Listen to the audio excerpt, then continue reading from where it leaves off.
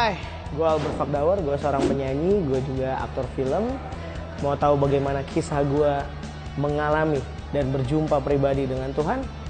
Saksikan terus tayangan ini.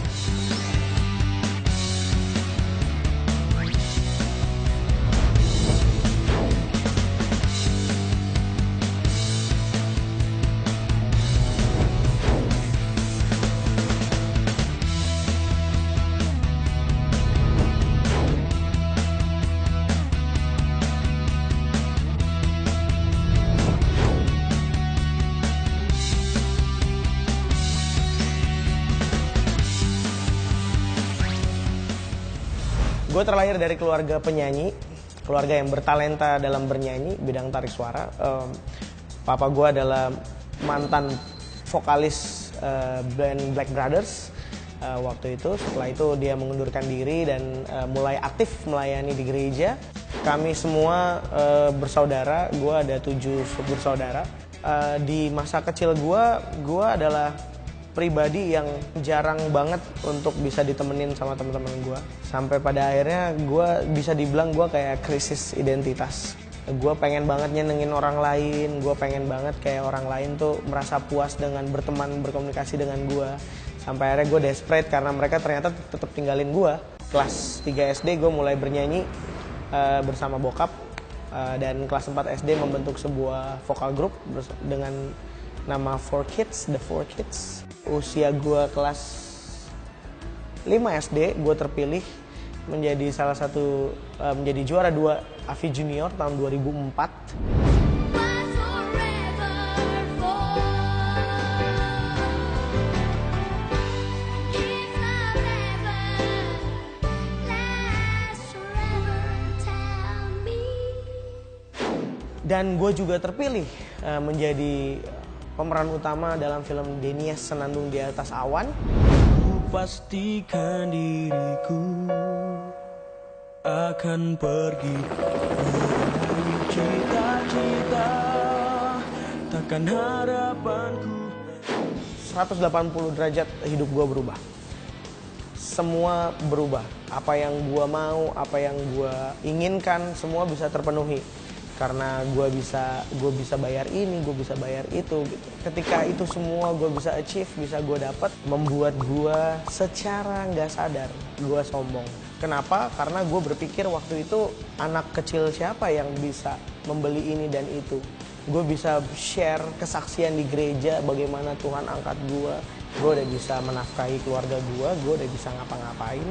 Dan di situ titik dari kesombongan gue, titik dimana gue nggak sadar ternyata gue sangat angkuh. Sampai akhirnya gue masuk berkuliah, gue kuliah di salah satu universitas. Dan di perkuliahan itulah mulai terjerat dalam pergaulan bebas. Gue minum, gue mulai pakai ganja. Sehingga akhirnya yang gue tuai adalah gue putus kuliah. Dikarenakan karena time management yang salah, karena gue terlalu malas dan tidak disiplin untuk mengerjakan sebuah tugas. Ternyata yang selama ini yang gue pegang semuanya keliru dan salah. Sampai akhirnya gue pikir gue desperate, gue sangat putus asa.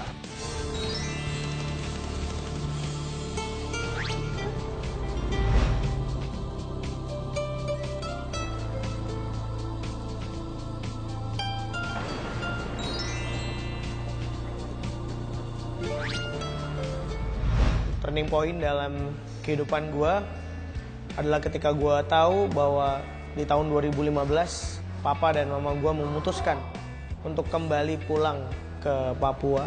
Dan gue mulai di situ mulai bertanya-tanya kenapa harus pulang. Lalu akhirnya mereka tetap kekeh mau memutuskan mereka harus pulang. Dan saya tinggal di sini ngekos sendirian. Yang saya punya hanya sedikit uang untuk membayar kosan saya. Ketika nggak ada yang bisa saya harapkan dan nggak ada yang saya minta bisa saya minta tolong, sampai akhirnya saya benar-benar kehilangan dan saya putus asa.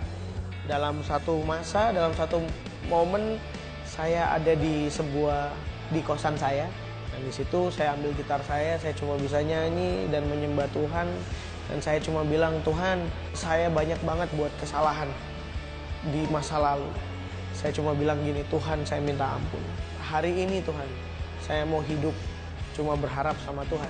Saya situ cuma nyanyi, sampai pada akhirnya saya mulai merasakan bahwa ternyata sukacita saya, damai sejahtera yang saya dapat itu nggak dapat di achievement saya, penghargaan, karir saya, dari minum, dari ganja saya nggak bisa dapat itu.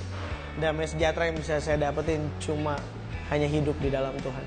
Dan saya bisa rasain banget bahwa Tuhan perlahan dengan proses yang saya hadapi sampai hari ini membuat saya berubah dan mata saya dicelikan, pikiran saya dibaharui terus dengan firman supaya saya bisa mengenal Tuhan dengan benar dan saya berjalan sesuai dengan apa yang menjadi kehendaknya Tuhan.